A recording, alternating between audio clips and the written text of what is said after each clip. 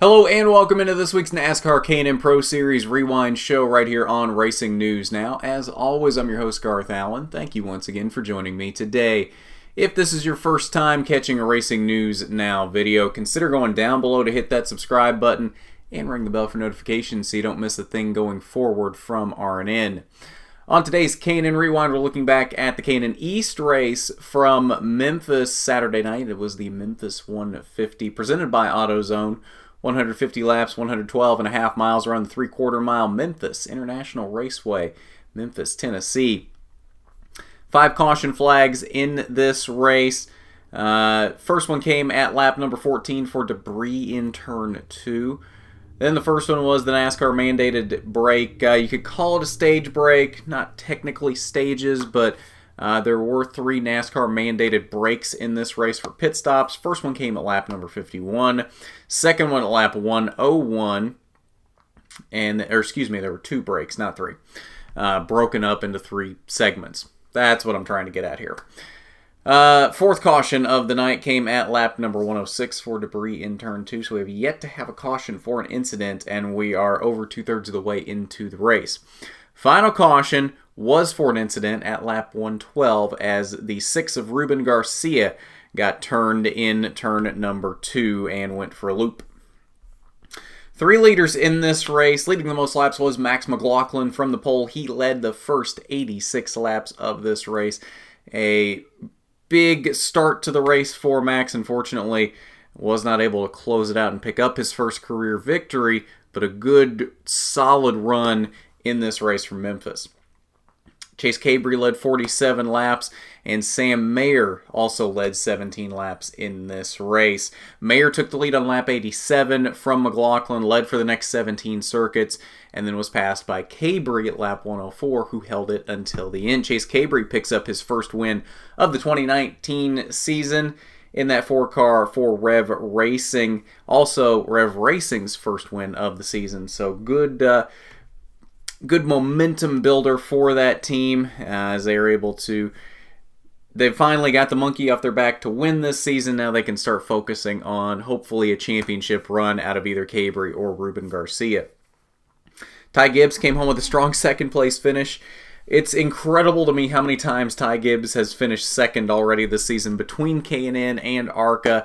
It's amazing to me.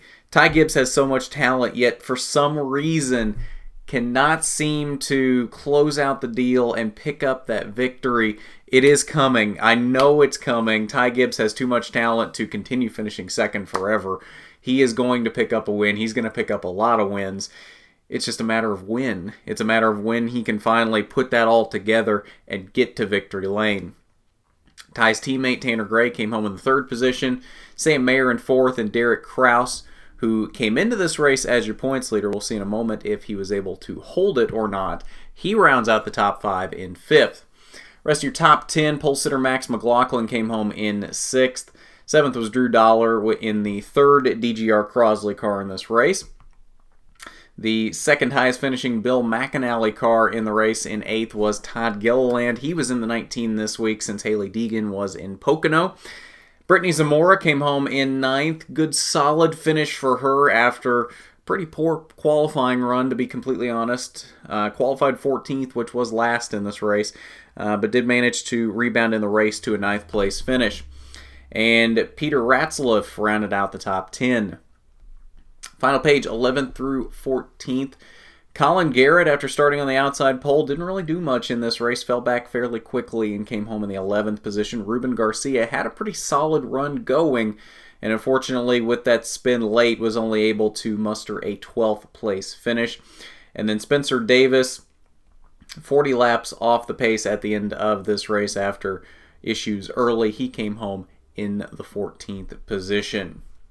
Alright, so that's your results from the Memphis 150. We were able to catch up with Chase Cabrey. That interview will be linked down below in the description if you want to see what his thoughts were after winning this race in Memphis. Fun chat with him. We want to thank him for catching up with us and taking a few minutes of his time to talk to us. So now let's head over to the point standings. Now 5 races into the K&N East season. And Derek Kraus does still hold the points lead on the K&N East side. After talking to him over the last couple of weeks, after he won those last couple of K&N races, he did tell us that if he were able to hold the points lead leaving Memphis, then we probably would see him at Thompson. So I think we can probably pencil Derek Kraus in for Thompson at this point. It wasn't initially planned, but how do you not go to the next race when you're the points leader? And that was kind of Derek's point there, was if we continue to lead the points, how do we not keep going to the rest of the races and try to win a championship on both sides? So he does lead now, only by 2 points though, over Sam Mayer. Chase Cabrey has moved up to the 3rd position after that win.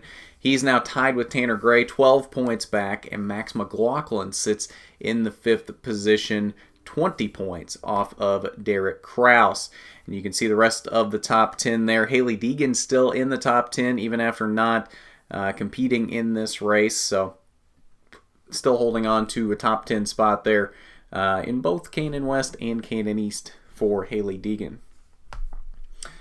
But that's your standings following the Memphis 115. I believe that'll do it for us on this K&N Rewind. Xfinity Rewind coming up here in just a little bit, getting recorded right after this, so it'll probably shouldn't go up too long after this does. We had an ARCA Rewind go up early this morning. It was like 2 a.m. Eastern. So if you haven't seen that yet, go check that out. We're recapping Pocono from Friday, and we do have post-race interviews from Ty Majeski, Riley Herbst, and Christian Eckes, the top 3 in that race. They're also on the channel, so go check those out if you want to hear from any of them. And then, of course, we have a Cup Rewind coming up. Should be probably late tonight, shooting for before midnight. We'll see how that works out. Depending on how quickly the race finishes, we'll get it out as quick as we can to you. But that should be it until Wednesday for Diecast Review, and then we'll be back at Michigan on Friday with ARCA. So lots coming up this week for you. If you haven't done it already, you need to go down below, hit that subscribe button, ring the bell for notifications so you don't miss a thing going forward from RNN. While you're down there, why don't you hit that big thumbs up button if you like the video. It is much appreciated when you do. So with that, this has been the NASCAR K&N Pro Series Rewind Show. I'm Garth Allen for Racing News Now.